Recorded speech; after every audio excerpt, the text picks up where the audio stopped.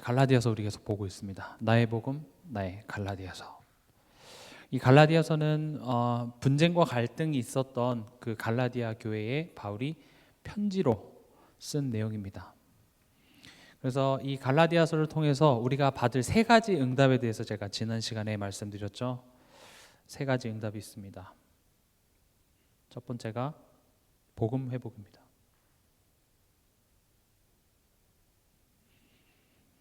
복음이 회복돼야 됩니다. 그럼 복음이 무엇인지 알아야 되겠죠. 복음을 내가 다 안다고 생각한다면 나는 복음을 어쩌면 조금밖에 모르고 있는 겁니다. 복음은 이따 뒤에서도 말씀드리겠지만 인간이 형용할 수 없습니다. 또 인간의 지식과 어떤 교리와 신학으로 다 이렇게 설명할 수 없습니다. 그냥 나타나는 것을 정리는 할 수 있어도 그 크신 하나님의 사랑과 은혜를 우리가 어떻게 다 알 수 있을까요? 그래서 올바른 복음, 특히 나의 복음, 나의 갈라디아서라고 했죠. 여러분 개인에게 이미 임한 이 복음의 내용이 이 갈라디아서를 우리가 같이 보는 여정 속에서 많이 깨달아지고 회복되시기 바랍니다. 또 두 번째는 강단 회복입니다.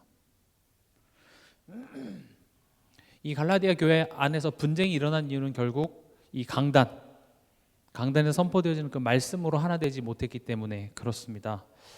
그래서 이 갈라디아서를 통하여서 여러분들이 강단이 좀 회복되어지는 그런 응답을 받았으면 좋겠고요. 또 성도 간의 교제가 회복되는, 그래서 우리가 참된 하나됨을 누리는 그런 시간이 되길 바랍니다. 오늘 말씀의 제목은요, 내가 전한 복음입니다. 오늘 11절에 보면 형제들아 내가 너에게 알게 하노니 내가 전한 복음은 사람의 뜻을 따라 된 것이 아니니라, 이렇게 되어 있습니다.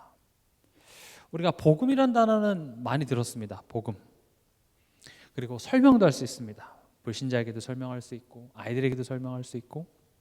근데 바울이 지금 말하려는 내용, 그게 뭐냐? 그러니까 이게 오늘 말씀의 핵심 주제이기도 한데요. 지금 바울이 뭘 얘기하고자 하냐면 복음은 사람이 만든 이야기도 아니고 누군가가 이렇게 잘 정리된 그런 교리나 교훈이 아니라 예수 그리스도의 계시로 말미암았다.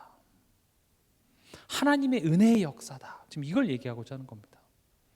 또 우리가 하나님을 믿게 된 것도 어떤 사람의 설득, 어떤 조직의 영향 때문이 아니라 태초부터 우리를 택하시고 하나님의 완벽한 때에 우리를 부르신 하나님의 주권적인 사랑의 열매다. 지금 이걸 얘기하고자 합니다. 지금 제가 말한 내용이 어려우니까 그걸 이제 풀어서 설명할 거예요. 그러니까 지금 바울이 뭐라고 얘기하냐? 이것은 사람의 뜻이 아니고 12절에도 보면 이는 내가 사람에게서 받은 것도 아니고 배운 것도 아니고 오직 예수 그리스도의 계시로 말미암은 것이라, 이렇게 되어 있습니다. 근데 말이 안 맞죠? 왜냐하면 그 다메섹에서 눈을 보지 못하게 된 바울에게 누가 찾아갑니까? 아나니아가 찾아갑니다. 또 바울이 가서 가르쳐 주기도 하고요. 누군가에게 받았고 배웠습니다. 그럼 지금 바울이 나는 안 배워도 다 알아, 난 천재야, 지금 이걸 얘기하고자 하는 걸까요? 지금 그런 개념은 아닙니다. 지금 바울이 얘기하고자 하는 것은 이 복음의 원인에 대해서 얘기합니다. 내가 복음을 듣게 됐고 그리고 믿게 됐고 깨닫게 된 그 원인이 누구에게 있냐, 지금 이걸 얘기하는 겁니다. 여기 계신 우리 모든 성도분들은 우리가 복음을 듣고 그걸 마음으로 믿어 입으로 고백하게 되는 그런 시기들이, 그런 계기들이 있습니다. 또 모태신앙으로 태어났다고 해서 그 사람이 자동적으로 신자가 되는 것이 아니라 인격적으로 이 내용이 내 마음속에 믿어지는 그런 순간들이 다 있습니다. 그래서 여러분들이 주의하셔야 될 것이, 내 자녀를 어렸을 때부터 하나님의 자녀라고 내가 부른다고 해서 내 자녀가 하나님의 자녀가 자동적으로 되는 것은 절대 아닙니다. 왜냐? 이 하나님의 자녀 되는 믿음은 유전이 되는 게 아니에요. 부모가 믿었다고 해서 그 자녀도 자동적으로 하나님의 자녀가 되는 것이 아니라 그 자녀에게 하나님께서 인격적으로 역사하시는 순간이 분명히 있습니다. 우리가 어떤 사람에게 복음을 들었을 수도 있고요. 또 어떤 단체를 통하여서 우리가 복음을 깨닫게 됐다 이렇게 얘기할 수도 있습니다. 그런데 지금 바울이 질문하는 것은 과연 그 사람이 나를 설득한 것일까? 그 단체가 나를 복음 깨닫게 한 것일까? 아니다. 하나님의 사랑이다. 지금 이렇게 얘기하는 겁니다. 무엇이 원인입니까? 저 사람 때문에 내가 하나님 복음을 깨닫게 된 겁니까? 뭐가 먼저죠? 내가 복음을 깨달아서 하나님이 사랑하신 겁니까? 어떤 단체가 전해준 그 복음을 깨달아서 하나님의 사랑이 시작된 걸까요? 바울은 그 반대를 얘기하고 있습니다. 하나님이 나를 사랑하셔서 저 사람을 통해서 내게 복음이 전달된 것이고, 또 그 복음이 안 들리다가 어느 날 그 말씀이 내게 꽂혀서 믿어지는 그런 역사로 나타나는 것은 하나님의 간섭하심, 하나님의 역사하심 없으면 절대 이루어질 수가 없습니다. 꼭 기억하시기 바랍니다. 이 관점을 여러분들이 알면 첫 번째로 내가 엄청난 은혜 받은 사람이라는 것을 깨닫게 되고요. 또 동시에 내 가족 중에 또 내 주변에 이 복음을 꼭 받았으면 좋겠는데 오히려 반대하거나 부인하거나 듣지 않는 사람에게 대하여서도 좌절이나 낙심이 아니라 하나님이 하실 일을 기대할 수 있게 되는 겁니다. 내 자녀가 아직 복음을 잘 듣지 않습니까? 하나님이 뜻이 없었다면, 그 자녀를 향한 하나님의 계획이 없었다면 애초에 나와 붙여주지도 않았을 것입니다. 내게 먼저 복음을 믿게 하시는 그 은혜를 베풀어 주시고 그런 나와 함께 가정이라는 것을 묶어놓고 같이 살게 하신다는 것은 계획이 있어요. 그러나 우리는 그 하나님의 때를 알지 못하기 때문에 때로는 조바심이 날 수도 있습니다. 왜 저럴까 싶어서 잔소리가 나가기도 합니다. 그러나 분명한 것은 복음의 원인은 사람에게 있는 것이 아니라, 사람의 설득에 있는 것이 아니라 하나님의 사랑에서부터 시작된다는 사실입니다.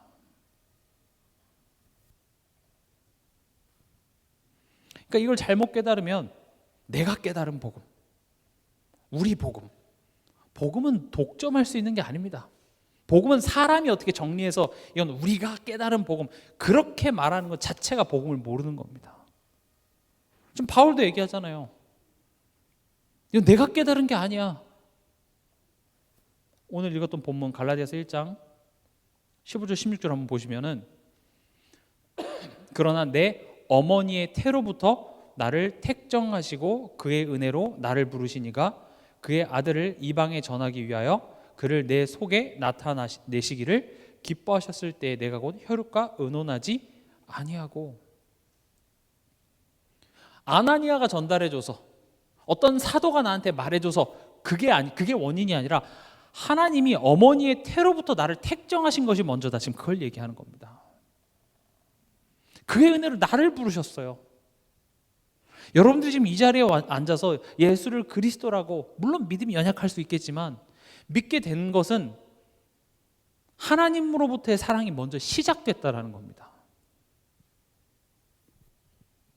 전하는 그 메신저 역할은 사람이 했을지언정 이 복음은 사람에게서 난 것이 아니라, 어떤 특정 메신저가 깨달아서 내게 전달되는 것이 아니라 나에 대한 하나님의 사랑이 마침내 내게 성취된 결과라는 것이죠. 그럼 우리는 참 감사할 수 있습니다. 그래, 내가 이렇게 흔들리고 부족하지만 내가 복음이 믿어진다라는 거, 하나님이 믿어지고 예수 그리스도의 그 십자가가 나의 십자가로 믿어진다라는 이것 자체가 하나님이 나를 사랑하신다는 분명한 증거가 되니까요. 또 그것은 그냥 구원받고 끝나는 것이 아니라 내 삶을 하나님께서는 친히 지금 함께 하시며 바꿔나가고 계세요. 분명 내 삶에 하나님의 가장 좋은 것들을 이뤄내신다라는 그 소망이 내가 믿어지는 거예요. 약하지만, 때론 흔들리긴 하지만, 왜냐, 그건 인간의 노력으로 믿을 수 있는 게 아니기 때문에 그렇습니다. 그래서 바울은 설명을 하는 겁니다. 내가 전한 복음이 뭐냐? 복음에 대해서 설명합니다. 복음은 우리가 이 복음에 대하여서 풍성하게 여러분들이 묵상이 되길 바랍니다. 왜냐? 여태까지 우리는 복음 뭡니까? 예수는 그리스도. 맞아요. 너무 맞는 말이죠. 그러나 그 한 문장을 가지고 우리가 우리 인생에서 또 우리가 삶 속에서 마주하는 현실과 여러 가지 갈등은 되게 다양한데 예수는 그리스도 그 주문 하나 가지고 되는 건 아니거든요. 사실 이게 주문도 아니고 그 내용을 깊이 보면 엄청난 내용이 들어있는 게 맞습니다만은 우리가 이 바울도 이 복음에 대하여서 그렇게 정형화되게만 설명하는 것이 아니라 굉장히 개인적으로 복음은 이런 것이구나. 쉽게 말하면 어린애들한테는 내가 치킨 먹고 싶었는데 하나님께 기도했는데 아빠가 말하지도 않는데 치킨 사온 거, 그게 그 아이에겐 복음일 수 있어요. 우리한테는 유치할 수 있죠. 근데 그게 그 아이에게 하나님이 나와 함께 계시고 내 기도를 들으신다라는 그 체험이 그 아이에겐 복음인 거예요. 치킨 먹고 싶다와 이번에 이 돈 문제 해결해 주세요, 같은 거예요. 하나님 앞에서는요.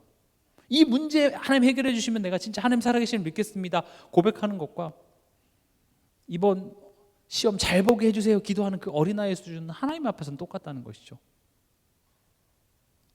그래서 바울은 복음은 뭐다 공식같이 이야기하는 것이 아니라 자기 삶을 가지고 이야기를 합니다.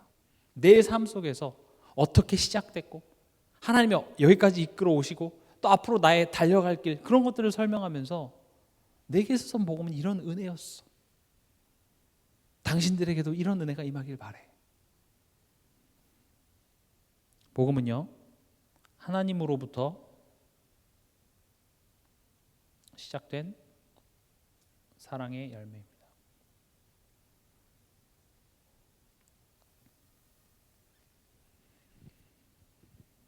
우리가 연약하지만 또 우리 안에 겨자씨만한 혹은 겨자씨보다 더 작은 믿음이 있다는 것 자체가 기적입니다. 그렇죠? 과학자들이 많이 이야기하는 것이 우주상의 어떤 큰 폭발이 빅뱅이 일어나서 그게 어떻게 돼가지고 지구가 생겨났다, 그렇게 주장하죠. 그럼 이제 또 우리가 질문할 수 있죠. 그럼 그 폭발을 일으킨 물체는 어디서부터 나타났냐? 말할 수 없습니다. 결국 무에서부터 유가 되려면 누군가를 창조해야 돼요. 지금 우리 마음속에 큰 믿음이건 작은 믿음이건 흔들리는 믿음이건 간에 그 믿음이 존재한다는 것 자체가 진화해서 생긴 것이 아니라 누군가가 그것을 심은 겁니다. 여러분들 마음속에 그 겨자씨만한 믿음이라도 하나님께서 심으셨다는 것입니다. 이해되십니까? 우리 후대들이 귀한 이유가 뭔지 아십니까? 때로는 저도 하는 거 보면 아이고 제가 왜 저럴까 하고 그냥 제가 친형 같았으면 그냥 한 대 쥐어받고 싶을 때도 있어요.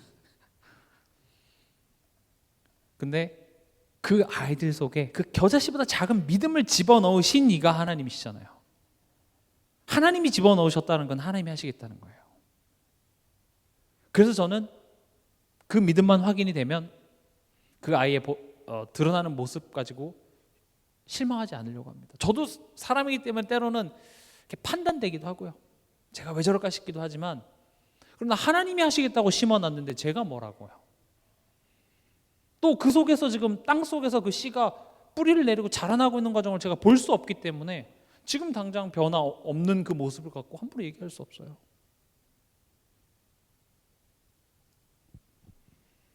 복음은요, 내게 임한 하나님의 은혜입니다. 지금 보세요. 갈라디아 교회에는 분쟁이 일어났습니다. 갈등이 있었습니다. 그러나 바울이 하는 지금 준 솔루션이 뭐예요? 우리에게 임한 그 하나님의 그 복음의 은혜에 집중하라고 얘기합니다. 우리가 보통 이렇게 갈등하고 싸우는 이유는요, 저 상대방이 내 맘 같지 않아서 그래요. 또 나도 적당히 양보하면 되는데 양보가 되지 않아요.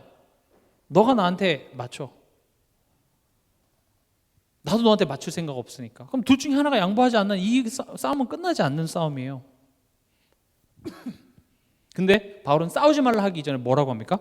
너희가 얼마나 큰 은혜를 받았는가. 지금 여기서 싸운 또 원인이 뭡니까? 율법 지켜야 된다 말아야 된다 그거 갖고 싸우잖아요. 어떻게 이방인이 아무리 복음 받아도 율법은 지켜야 되지 않겠느냐. 물론 지키면 좋겠죠. 이건 율법을 지키라 말아가 아니라 애초에 너가 상대방을 비방하면서 너 마음속에 이 은혜의 내용이 없어서 그래. 그걸 얘기합니다. 자꾸 불평이 생기잖아요. 자꾸 짜증이 난다라는 것은 하나님이 내게 주신 은혜의 풍성함이 없어서 그렇습니다. 그래서 바울은 복음은 내게 임한 하나님의 은혜다. 그걸 어떻게 설명하냐? 13절 보면은요, 내가 이전에 유대교회에 있을 때에 행한 일을 너희가 들었거니와 하나님의 교회를 심히 박해하여 멸하고 내가 내 동족 중 여러 연갑자는 비슷한 나이대입니다. 그러니까 내 친구들보다, 내 또래 애들보다 유대교를 지나치게 믿어 내 조상의 전통에 대하여 더욱 열심이었으나. 지금 뭘 얘기합니까? 나는 사도 될 만한 사람이 아니었을 얘기하는 거예요. 나는 지금 이 자리에 서서 너희들한테 이렇게 편지를 보내고 그럴 만한 자격이 없는 사람이었어를 왜 얘기하죠? 복음은 하나님의 은혜라는 것을 이야기하기 위해서입니다. 인간의 자격이나 열심이 아닌 하나님의 전적인 은혜. 여러분들이 교회 안에서 그것을 확인할 수 있어야 되고, 또 새로운 사람들이 그것들을 교회를 통하여서, 여러분들의 삶을 통하여서 볼 수 있어야 돼요. 그래서 저도 교회 안에서 쭉 자랐지만 제가 느끼는 교회는요, 완벽한 작품을 만들어내는 곳이 아닙니다. 교회에서 일하는 거 보면은요, 죄송합니다만 세상 한심합니다. 왜 저렇게 일할까? 근데 교회는요, 완벽한 어떤 무슨 회사처럼 결과물을 효율 있게 만들어내는 것이 아니라 그 과정 자체가 아름다워지는 거예요. 결과는 이미 나왔어요. 결과는 우리가 하나님의 사람인 거예요. 결과는 그리스도예요. 결과는 하나님이 우리 안에 계셔서 모든 것을 합력해서 이루신 결과는 하나님의 손에 있어요. 그 과정을 아름답게 만드는 것이 교회입니다. 그래서 때론 어떤 일을 하면서 부족할 수 있습니다. 왜 저렇게 할까? 하면서 서로를 비판하고 너 왜 이렇게 못해 하고 교회에서는 그렇게 많이 싸웁니다. 근데 교회는 그런 곳이 아닙니다. 나도 인격적으로 부족하고 나도 실력이 없고 나도 모질한 데가 많지만 다 우리 한 사람 한 사람이 하나님의 은혜로 말미암아 지금 불려온 사람들입니다. 우리가 뭘 하고 남을 비판하겠습니까? 그럼 그 은혜의 풍성함을 우리가 누리다 보면요, 서로 이해하고 수용하고 이렇게 하나 되어서 갈 수 있게 되는 것입니다. 그래서 복음은요, 실패한 자들, 무너진 자들, 심지어 바울처럼 누구보다 교회를 미워하고 핍박했던 그 사람에게도 하나님의 은혜가 임합니다.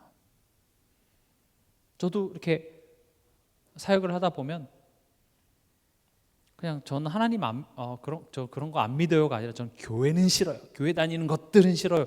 이렇게 교회에 대해서 아주 적대적인 감정을 표하는 사람들이 있거든요. 그런 사람들 특징이 과거에 상처가 있는 거예요. 그냥 안 믿으면 그냥 저 괜찮습니다. 그냥 좋은 말씀 감사합니다 하고 그냥 넘어가거든요. 근데 거기에 대해서 유난히 막 부정적으로 한다라는 것 자체가 거기에 상처가 있는 겁니다. 그러나 저는 그런 사람을 만나게 하신 것은 그 사람이랑 같이 막 논쟁을 해서 네 생각이 틀렸고 그런 걸 하려고 하지 않습니다. 이 사람을 하나님이 왜 내게 만나게 하셨을까? 교회 핍박하는 거 이렇게 열심히 했던 이 바울에게도 임했던 그 하나님의 은혜가 이 사람에게도 임하길 바라는 거죠. 나를 통해서 나는 그 전달자로서 그냥 전달할 뿐이고 그 시간표가 언젠지를 저는 기도하면서 기다리는 것뿐입니다. 하나님은요, 그 사람의 어떤 잠재력, 가능성을 보고 부르시는 분이 아닙니다. 하나님의 뜻에 따라 은혜로 그냥 택한 거예요. 물론 여러분도 훌륭하신 분들도 있겠지만 우리는 하나님의 그 구원의 은혜를 받을 만한 훌륭한 사람은 이 세상에 없습니다. 근데 가만히 보면 우리가 이제 신앙생활을 하면서 우리가 그런 판단자가 되죠. 나도 은혜로 받았으면서. 그래서 성경에 비유 나오잖아요. 내가 엄청난 빚을 졌는데 그걸 탕감받았는데 나한테 작은 빚진 그 사람을 내가 막 뭐라고 하니까 다시 불러서 네 다시 탕감한 거 취소, 네가 갚아. 지금 그 교훈이 뭡니까? 너가 받은 은혜가 얼마나 큰 건지를 알라는 거죠. 그걸 놓치게 되면 우리 삶 속에는 자꾸 상대방을 비난하고 현실에 대해 원망하는 것밖에 생기지 않습니다. 그래서요, 은혜 안에 나, 하나님의 은혜 안에 있는 나를 기억하는 것이 우리에게 있어서는 영적 싸움이 됩니다. 제가 지금 복음에 대해서 이렇게 자꾸 이야기하는 이유는 이게 내게 들려져서 내가 그 은혜 안에 있구나, 이게 우리 삶까지 이렇게 이어져야 돼요. 그냥 복음이 그냥 그런가 보다, 모릅니까? 복음이 대단한 거 알죠? 근데 그게 우리의 삶으로 이어져서 이 은혜 안에 있다라는 그 사실이 내게 힘이 돼야 됩니다. 또 미래에 대한 소망이 돼야 됩니다. 오늘을 이기고 오늘을 살아낼 수 있고 때론 버텨낼 수 있는 그런 힘이 여기서부터 나와야 된다는 것이죠. 하나님 이렇게 은혜 가운데서 나를 택해서 자녀 삼으셔서 거기서 끝이 나는 것이 아니라 그 하나님의 마음이 변치 않고 지금 나와 함께 하시며 내 인생을 인도하신다 라는 내용을 자꾸 내 마음, 생각에 들려주시기 바랍니다. 무엇이 우리 힘을 빼냐? 미래에 대한 불확실성이 힘을 뺍니다. 바뀔 것 같지 않아요, 현실이. 그래서 내일이 불안하죠. 오늘 내가 뭘 한다고 달라질까? 달라질 것 같지 않으니까요. 나아지는 것 같지도 않고요. 근데 그런 불안함 속에 내가 지금 여기까지 온 것이 하나님의 간섭과 하나님으로부터 시작된 사랑 때문에 내가 여기까지 왔고 그 사랑이 나의 인생 전체를 이끄신다라는 그 사실을 우리가 정말로 기억하고 믿을 때 어떤 일이 벌어지나? 염려가 사라집니다. 그래서 베드로전서 5장 7절에서 10절, 너희 염려를 주께 맡기라. 내가 그 문제 해결할 거니까 이렇게 얘기하지 않습니다. 이는 그가 너희를 돌보심이라.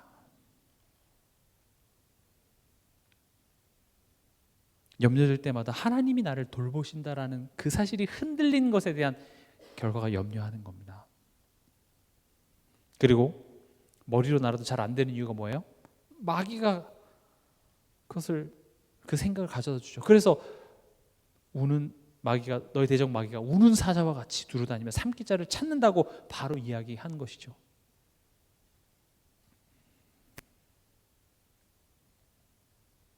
마귀를 대적하는 그 방법이 뭡니까? 고함 지르는 겁니까? 물론 예수 그리스도의 이름의 권세를 가지고 그 사단을 결박하는 권세를 우리에게 주셨기 때문에 그것도 필요하죠. 근데 베드로전서 5장 7절에서 10절은 그렇게 얘기하고 있지 않죠. 뭐라고 얘기합니까? 믿음을 굳건하게 하여. 믿음을 굳건하게 하라는 말은 뭡니까? 흔들리지 마. 왜냐? 흔들릴 필요 없으니까요. 사단과 머리끄댕이 잡고 싸워서 이겨내야 될 싸움이 아니라 싸울 필요가 없어요, 사실은. 지금 창문 바깥에서 나를 속이는 것이고 그 소리에 내가 흔들리는 거지. 걱정하지 마. 너는 지금 안전한 주의 그 날개 아래 너가 이미 있어. 하나님 널 지금 붙잡고 계셔. 창밖에 보이는, 우린 지금 안전한 방주 안에 타 있는데 그 창밖으로 넘어 보이는 넘실대는 그 파도 앞에 우리가 흔들릴 필요 없다고 이야기하는 겁니다. 이해되십니까? 하나님의 은혜를 기억하십시오. 은혜의 하나님입니다. 그리고 기도하십시오. 하나님, 내게 이 은혜가 풍성하게 깨달아지게 하여 주시옵소서. 또 바울은 이렇게 얘기합니다. 복음은 첫 번째로 하나님으로부터 시작된 사랑의 열매가 복음이다. 또 나는 자격이 안 되지만 내게 임한 하나님의 은혜가 복음이다. 그리고 또 뭐라고 하냐? 나를 바꾸는 하나님의 능력이다. 바로 복음은 그냥 이렇게 어떤 깨달음, 감동 그것 정도가 아니라 내 삶을 완전히 바꿔놨어요. 그래서 제가 이번 주 1부 예배 때도 말씀드렸죠. 우리는 신앙생활을 그냥 어떤 수동적으로 내가 이렇게 깨닫고 믿습니다 하면 하나님이 다 알아서 이렇게 바꿔줄 거라고 생각하는데 사실은 그렇게 되지 않습니다. 우리를 죄에서 생명으로, 지옥에서 천국으로, 사단의 소속에서 하나님의 자녀로 옮기는 것은 우리가 할 수 있는 것이 아무도 없습니다. 그건 완전 100% 전적인 하나님의 은혜입니다. 그럼 그렇게 하고 천국으로 데리고 가는 것이 아니라 이 땅에 살게 하시면서 하나님께서 하신 일이 뭐냐? 나를 바꾸는 거예요. 왜 나를 바꿔야 되죠? 우리가 하나님과의 관계가 회복되려면 어떤 일이 벌어져야 되냐면 우리가 사라지고 다시 만들어야 돼요. 그러니까 거듭나야 된다라는 말을 제가 설명드렸죠. 다시 태어나는 게 그냥 엄마 뱃속으로 들어갔다 다시 나오면 되는 게 아니라 죽어야 되는 거예요. 여러분들 다 지우고 다시 시작해야 돼요. 고칠 방법이 없어요. 고쳐 쓰는 게 아니라 갖다 버리고 분쇄해서 아예 싹 없애버리고 새롭게 만드는 것 외에는 방법이 없어요. 그러니까 안 되는 거예요. 그래서 어떻게 하셨어요? 하나님께서 우리를 예수와 연합시켰죠. 그걸 보고 세례 이렇게 됩니다. 하나님의 성령이 우리 안에 거하셔서 하나가 됨으로 말미암아 예수님이 죽으신 그 죽음이 누구의 죽음으로 여겨진 거예요? 나의 죄인이었던 나의 죽음으로 여겨주셨고, 또 예수님이 부활하신 것을 내가 이제는 죄인이 아니라 하나님의 자녀로 다시 태어났다라고 여겨주신 것입니다. 여겨주신 까닭에 우리가 그런 실력이 돼서 하나님의 자녀됨을 획득한 것이 아니라 은혜로 여겨주신 까닭에 우리 삶에서는 여전히 죄인의 습성들, 죄인의 체질들이 우리의 삶을 압도합니다. 바울도 로마서 7장에 보면 바울이에요. 바울도 내 안에 두 가지가 싸우는데 죄가 이긴대요. 우리 안에 그런 것들이 많습니다. 그래서 복음은 우리를 구원하는 것에서 끝나는 것이 아니라 실제로 나를 바꿔내는 복음의 능력이 됩니다. 복음은 우리를 변화하게 합니다. 복음은 우리로 하여금 새로운 삶으로 향해 자꾸 도전하게 우리를 밀어붙이는 것이 복음입니다. 무슨 마술처럼 우리를 바꿔달라? 하나님은 그렇게 하지 않습니다. 하나님께서는 우리로 하여금 인격적으로 변화하게 하십니다. 다시 말하면 우리가 깨달아, 무엇을 깨닫냐? 이번 주 강단 말씀처럼 가치를 깨달아 자발적으로 선택하게 하십니다. 밭에 감추인 보화를 알고만 있는 것이 아니라 진짜 그 가치를 아는 사람은 뭘 합니까? 내 소유를 다 팔아서 그것을 삽니다. 제가 몇 번 안타까웠던 순간들이 있습니다. 지금 생각해 보면 제가 미국에서 공부할 때 넷플릭스 아시죠? 제가 미국에 있었을 때 넷플릭스는 우리 예전에 이렇게 비디오 이렇게 대여해 주잖아요. 원래는 비디오 대여해 주는 회사였어요. 그러니까 원래는 이제 비디오 대여점의 가장 큰 문제가 대여해 주면 이렇게 빨리 반납을 안 하잖아요. 그래서 넷플릭스는 어떻게 했냐? 한 달 정액권을 내고 보고 빨리 갖다 주면 또 하나를 더 빌려줘요. 그럼 사람 심리상 10,000원을 내면 더 많이 보고 싶잖아요. 그러니까 빨리빨리 갖다 주는 거예요. 사람 심리로. 넷플릭스는 원래 그렇게 비디오 대여해 주는 그런 회사였어요. 근데 지금 어때요? 어마어마하죠. 제가 후회되는 게 뭔지 아십니까? 그때 주식 왜 안 샀을까? 또 제가 영국에서 제가 뭐에 대해서 논문을 쓴 줄 아십니까? 비트코인에 대해서 제가 썼습니다. 비트코인 그때요 얼마 안 했어요. 10몇만 원 했어요.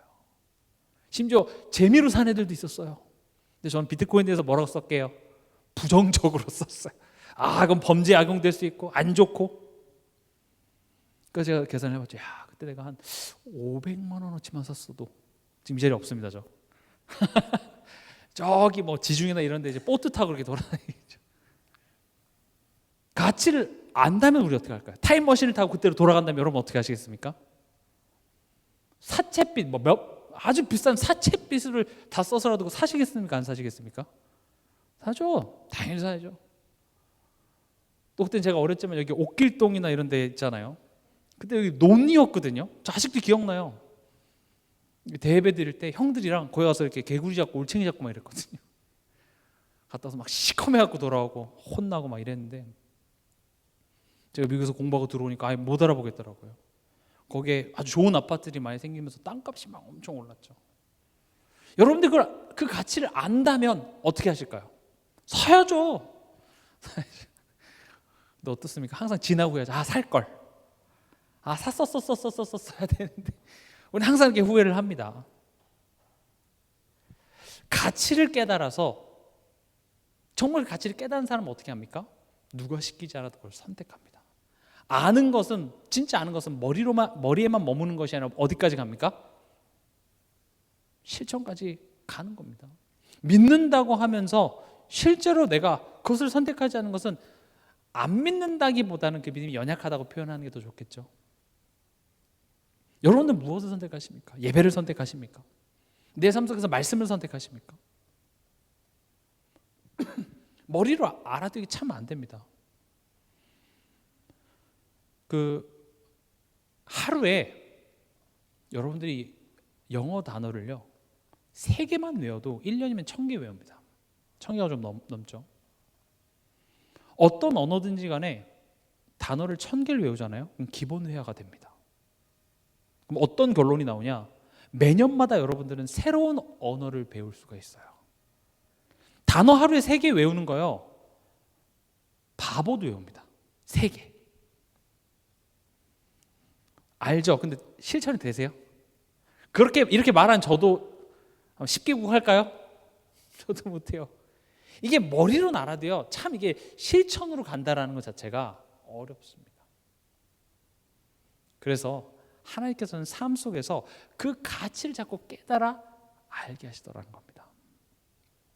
이게 이론적으로만 알아도 되는 것이 아니라 실제로 삶 속에서 부딪혀 보면서 그때 시작하는 게 더 빨랐었는데 그럼 지금이라도 시작하는 거예요. 내 인생에 있어서 지금보다 젊을 때는 없습니다. 지금이 가장 어릴 때고 지금이 가장 건강할 때입니다. 지금 시작하시기 바랍니다. 나는 항상 왜 이럴까? 제가 청년들한테도 얘기합니다. 돈이 없어서 경제에 대해서 지금부터 공부하세요. 없다고만 얘기하지 말고 지금부터 시작하세요. 지금부터라도 하면 뭔가 변화를 만들어낼 수 있는데 그냥 거기에 대해서 염려만 하고, 그리고 염려하니까 복잡하니까 뭐 합니까? 몰라, 게임이나 해. 결국 안 해요. 지금부터 하시기 바랍니다. 그래서 성경을 보면 이렇게 우리랑 자꾸 선택하게 일어나 가라. 우리 이렇게 갖고 억지로 끌고 가는 것이 아니라 일어나 가라. 갈대아우르를 떠나라. 가치를 아는 자답게 선택하도록. 때론 우리가 가치를 몰라서 어리석은 선택을 하면 하나님께서는 때론 그것들을 허락하십니다. 그리고 거기서 깨닫게 하시죠. 집 떠나면 고생이구나. 하나님 아니고 내가 나 딴에 오르는 걸 선택하는 것이 결국 내게 만족을 주지 못하는구나. 이게 더 아픔을 주는구나. 더 힘들게 하는 것이구나. 이것을 깨달아서 결국 탕자가 집에 스스로 돌아오듯이 돌아오게 한다라는 겁니다. 바울은 얘기합니다. 복음은 말장난이 아닙니다. 이론이 아닙니다. 내 삶을 바꾸는 능력이 됩니다. 물론 우리가 한 번에 완벽해질 수 없습니다. 그러나 꼭 기억하십시오. 복음은 나를 변화시키는 하나님의 능력입니다. 이번 주도 말씀드렸죠. 내가 만약 변화하지 않는다면 내 믿음을 점검해 봐야 돼요. 어찌 보면 나는 이것을 믿는다고 하지만 실제로 내 삶 속에서 하나님이 자꾸 나를 깨닫게 하시는데 내가 그걸 무시하고 있는지도 몰라요. 난 구원 받았으니까, 난 복음을 아니까. 정말 복음을 안다면 그렇게 안 좋은 선택을 계속 반복하면서 그것을 합리화할 수 없습니다. 그건 복음을 모르는 겁니다. 복음을 안다라는 것은요, 내 자신을 돌아보게 되는 겁니다. 저도 목사라는 직분을 가지고 있지만 저도 완벽하지 못합니다. 저도 여러분들이랑 어찌 보면 여러분들 더 못한 구석들도 참 많고요. 넘어질 수 있습니다.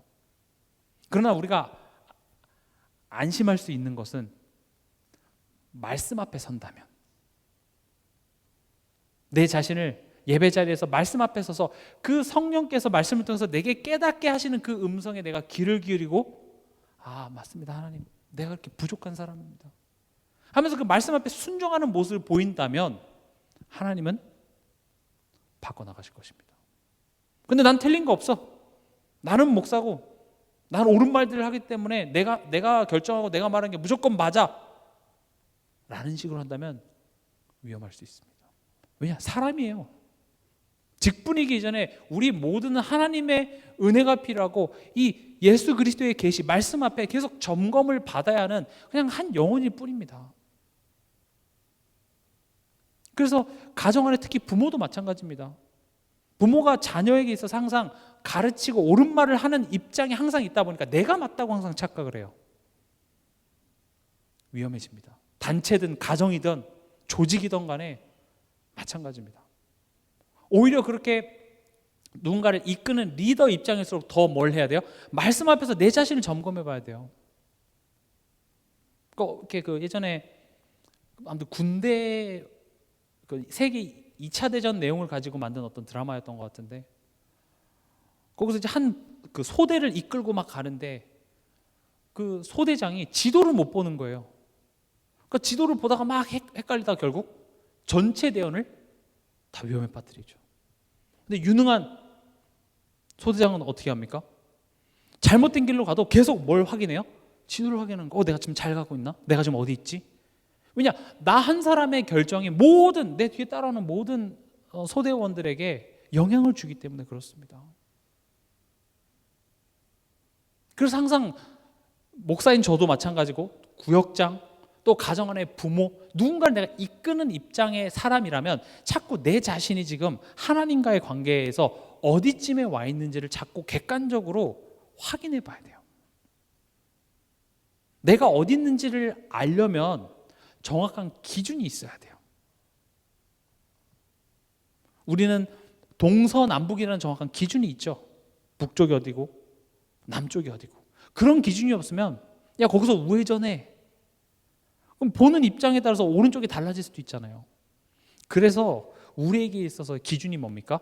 그게 이따 뒤에서 말씀드리겠지만 말씀입니다. 성경입니다. 성경. 엄밀히 말하면 메신저의 말보다 더 중요한 게 뭐예요? 성경이에요. 우리는요 사람의 말에 너무 쉽게 선동될 수 있습니다. 아닌데요. 전 선동 안 당하는데요. 그 사람이 선동 제일 잘 당해요. 요즘에 특히 뭐 이렇게 유튜브나 이런 거 보면 여러 가지 뉴스가 나오죠. 뭐 좌파 때문에 우파 때문에 뭐 이게 잘못됐고 저게 잘못됐고.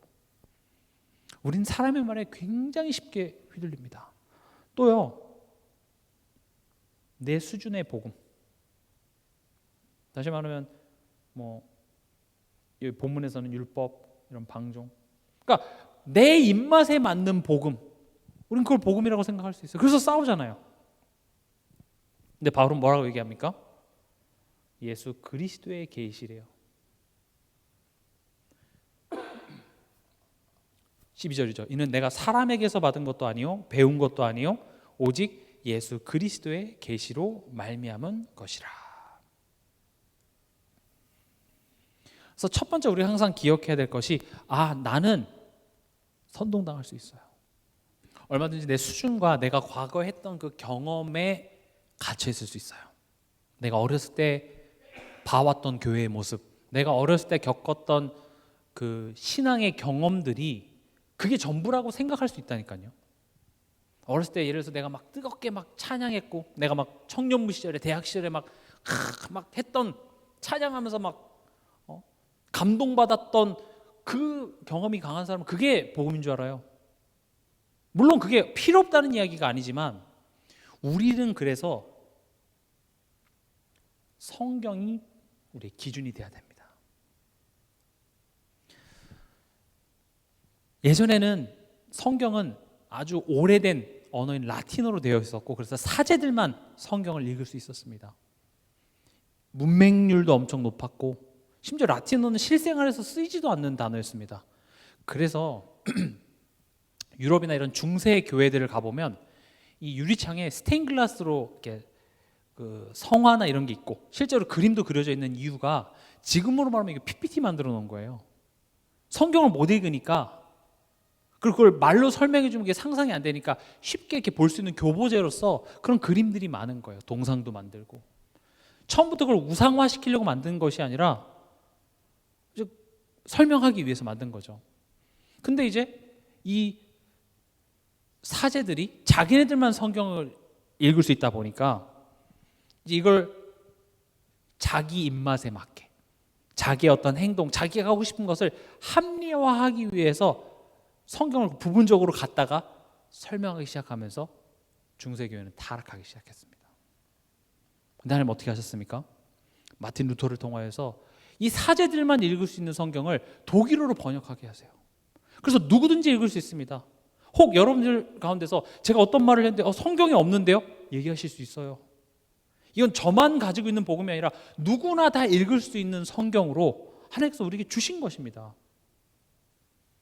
그래서 사도행전 17장 11절을 보면 베레아에 있는 사람들은 데살로니가에 있는 사람들보다 더 너그러워서 간절한 마음으로 말씀을 받고 이것이 그러한가 하여 날마다 성경을 상고함으로. 여러분들 성경을 가까이 하시기 바랍니다. 정말 그런가? 말씀에 정말 그렇게 써져 있는가? 확인해 보시기 바랍니다. 특별히 여러분들에게 이번 한 주간마다 강단 말씀에 본문이 있죠. 결국 강단의 메시지는 그 본문의 내용을 이렇게 풍성하게 만드는 가이드라인이고 메인은 뭐예요? 본문이에요. 그 성경의 내용을 그냥 내가 읽으려고 하면 잘 모르니까 그 안에 있는 어떤 배경이라든지 중요한 내용들을 목사님을 통하여서 하나님께서 이렇게 포인트만 해준 거지 진짜는 우리를 어디로 이끄는 거예요? 성경으로 이끄는 거예요. 성경이 지금 내게 무슨 말을 하고 있는지. 그래서 하나님께서는 교회 강단을 통하여서 결국 사람의 말이 아니라 또 내 수준에 머무는 것이 아니라 성경, 하나님의 말씀 앞에 서도록 하나님께서는 교회를 세우신 것입니다. 그리고 진짜 이제 포인트가 뭐냐? 내게 주시는 개인적인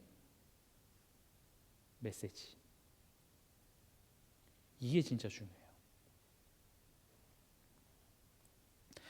하나님이 내게 주시는, 지금 내가 처한 상황 있잖아요. 내가 지금 마주하고 있는 갈등, 내가 겪고 있는 이 어려움 속에서 하나님이 성경을 통하여서 내게 주시는 개인적인 메시지를 들을 수 있는 그 실력, 그 소통을 회복하는 것이 목적이에요, 결국은. 그래서 강단이나 어떤 메신저가 만든 단어나 그 문장을 계속 암기하는 것은 전혀 모르는 사람한테는 좋은 길잡이가 될 수는 있겠으나 그게 전부가 되어서는 안 됩니다. 내게 주시는 말씀이 있어야 돼요. 내게 주시는 말씀. 왜냐? 여러분들이 지금 마주하고 있는 상황이 다 다르잖아요. 누군가에게는 힘내라는 음성으로 들릴 수도 있습니다. 누군가에게는 견뎌라는 음성이 될 수도 있습니다. 누군가에게는 소망으로 느껴질 수도 있습니다. 포인트는 뭐냐? 말씀을 통하여서 하나님이 개인적으로 내게 주시는 말씀을 내가 들을 수 있는 것, 그걸 보고 제자라고 합니다. 우린 다 그렇게 돼야 돼요. 근데 우리는 아직 그런 실력이 없죠. 또 그런 실력에 이르도록 하나님께서는 교회 공동체를 통해서 우리를 이끌어 가시는 것이죠.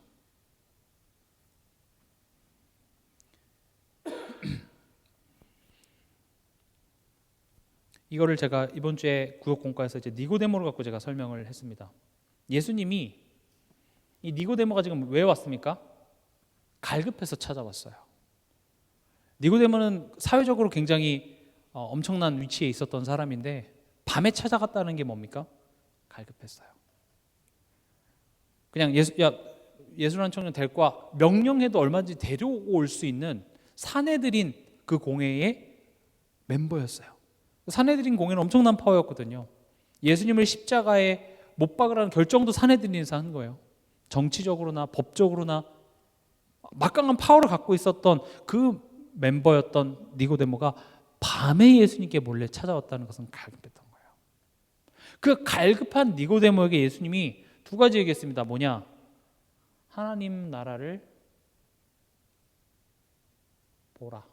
하나님 나라에 들어가라. 우리가 갈급한 이유는요, 하나님 나라를 보지 못해서 그렇습니다. 우리가 갈급한 이유는요, 하나님의 나라에 들어가지 못해서 그렇습니다. 하나님의 나라가 뭐죠? 하나님의 나라는 하나님의 통치입니다. 또 하나님이 임재하신 그곳, 하나님이 지금 계신 그것 자체가 하나님의 나라예요. 왕이 있는 그곳이 궁궐이 되고 대통령이 있는 그곳이 청와대가 되듯이 하나님의 계심과 하나님의 통치하심, 하나님의 역사하심이 하나님의 나라인데 그걸 본다는 건 무슨 말이에요? 어떤 사람이 병에 걸려서 사경을 헤매다가 천국을 보고 왔습니다. 잘못 본 거예요. 천국을 봤으면 죽었다가 다시 돌아올 수는 없습니다. 죽었다가 다시 돌아오는 경우는 없어요. 하나님이 성경에 바울이라든지 그런 특별한 케이스를 제외하고는 한 번 죽으면 끝이에요. 돌아올 수가 없습니다. 잘못 본 거예요. 그래서 여기서 말하는 하나님의 나라를 본다라는 것은 우리 삶 속에서 하나님이 역사하시고 일하고 계심을 우리가 체험하고 확인해야 그 갈급함이 채워져요. 반대로 얘기하면 내가 갈급한 이유는요, 지금 하나님이 내 삶을 통치하고 있다는 사실을 내가 보지 못해서 갈급한 거예요. 그러니까 니고데모한테 그 얘기를 해줘야 되는데 일단 거듭나야 돼요. 하나님과 나와의 관계 자체가 끊어졌는데 그걸 볼 수도 있을까요? 그래서 먼저 거듭나야 돼. 거듭나야 하나님의 너의 삶 속에서 역사하시는 걸 볼 수가 있지. 그 얘기입니다. 또 하나님 나라에 들어간다는 건 무슨 말입니까? 그 하나님의 통치하심을 내가 자발적으로 참여하는 거예요. 나는 그거 따라가고 싶습니다. 하나님. 억지로 끌고 오는 삶이 아니라 그 하나님의 인도하심을 내가 따라가고자 합니다. 그걸 우리는 말씀 따라가는 삶, 교회 중심의 삶, 예배 중심의 삶. 예배 중심의 삶을 살면 복 받는다는 그런 단순한 내용이 아니라 사실 우린 돈 중심의 삶, 세상 중심의 삶, 내 상처 중심의 삶을 사는데 그게 내게 갈급한 거예요. 니고데모는 다 갖고 있으면서도 갈급했다니까요. 굉장히 존경받고 세상적으로 다 가지고 있었는데 갈급해서 예수님을 찾아왔어요. 그래서 예수님이 얘기합니다. 하나님 나라 들어가야 돼. 하나님 통치 속으로 내가 들어가야 됩니다. 끌고 들어간다는 게 아니라 우리가 들어가야 돼요. 나는 하나님의 인도하심을 받고자 합니다. 그게 우리 삶의 갈급함을 해결하는 것입니다. 복음은 이처럼 우리 삶을 변화시킵니다. 말로만 고백으로만 유창하게 하는 것에서 끝나는 것이 아니라 실제로 오늘 내가 말하고 선택하고 무엇을 생각하고 느끼는 그 모든 순간순간마다 복음은요 때로는 우리를 찔리게 합니다. 잘못된 걸 알면서도 내가 선택하지만 잘못되고 있구나, 내가 지금 하나님과의 관계 속에서 좋지 않구나 라고 깨닫는 것은 건강하다라는 겁니다. 양심이 없으면 양심의 가책을 느끼지 않습니다. 양심의 가책을 느낀다는 말이 무슨 말이에요? 내 안에 양심이 있어서 그래요. 여러분들에게 생명이 있기 때문에 때론 여러분들이 막 일이 많고 급한 일이 있어서 예배 자리 못 가도 마음 한구석에는 내가 예배 못 가서 그런데 건강한 성도예요. 근데 뭐야 오늘 수요일이었어? 당연히 안 가는 거로 생각하는 것은 좀 아픈 사람입니다. 회복하시기 바랍니다. 말씀을 맺겠습니다. 오늘 말씀의 제목 내가 전한 복음입니다. 여러분들이 이 메시지를 여러분들 깊게 묵상하시고 또 유튜브에 영상이 올라가잖아요. 여러분들이 꼭 이런 메시지를 이렇게 들어보시기 바랍니다. 요즘 이렇게 빠른 배속으로도 볼 수 있거든요. 그래서 강단 말씀도 들어보시고 또 새벽 예배 말씀도 카톡에 올려드리죠. 그리고 이런 메시지를 여러분 자꾸 이렇게 나한테 들려주세요. 때론 그런 게 잘 안 들릴 때도 있어요. 그럼 찬양 들으세요. 찬양 듣고 자꾸 내 자신을 살리는 소리를 내가 자꾸 선택해서 들을 때 엄청난 치유 역사가 일어날 줄 믿습니다. 또 그 과정 속에서 가치를 깨달아서 머리로만 아는 신앙생활이 아니라 내 소유를 다 팔아 그 가치를 산 것처럼 실천이 있는, 실행이 있는, 행동으로 옮겨지는 그런 신앙생활 될 줄 믿습니다.